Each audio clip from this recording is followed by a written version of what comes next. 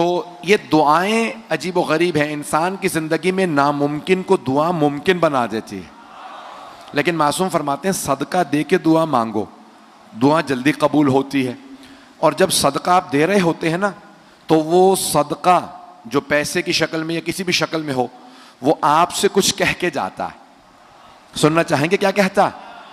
तो आप मासूम फरमाते हैं कि जब आप सदका निकालते हैं ना, तो सदका कहता है तेरा शुक्रिया, मैं हकीर था तूने इज्जत दे दी, मैं फना होने वाला था तूने मुझे बका दे दी। पता नहीं लोग हैं या नहीं। मैं दुनिया का था क्योंकि दौलत दुनिया की है, तूने मुझे अल्लाह का बना दिया। पता नहीं लोग हैं या नहीं है। क्या जब दौलत ये इंसान सदका निकालता है ना, तो कई चीजें कहा मुझ में कोई बरकत नहीं थी, तूने अल्लाह के नाम पे खर्च करने से मुझ में बरकत दे दी। मौला अली कहते हैं नहजुल बलागा में, जब राह खुदा में कुछ दो, जितना दे सकते हो ज्यादा से ज्यादा दे दो।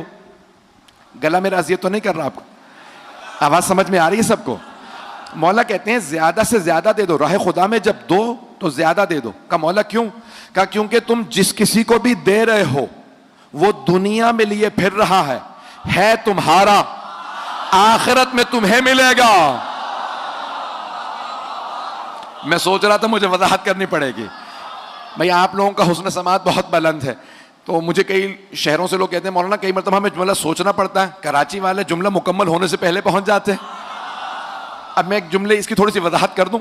दो अफराद सफर में हैं, मिसाल के तौर पे हवाई जहाज का सफर है, कराची से इस्लामाबाद जा रहे हैं। तो एक साहब कहते हैं मौलाना जितना सामान देना चाहे मुझे दे दीजिए, इस्लामाबाद पहुंच के आपको वापस कर दूंगा। अब इंसान कोशिश करेगा ज्यादा से ज्यादा सामान इसे पकड़ा दे, ना मुझे सामान उठाना पड़ेगा,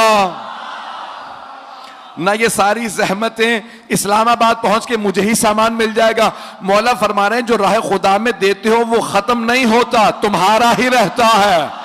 जिनको दे देते हो वो दुनिया में उठाए फिर रहे हैं, आखिरत में तुम्हें ही पलट के आ जाएगा। आपने गौर फरमाया? तो इसीलिए कहा जाता है कि जब भी मांगो तो राह खुदा में कुछ दो।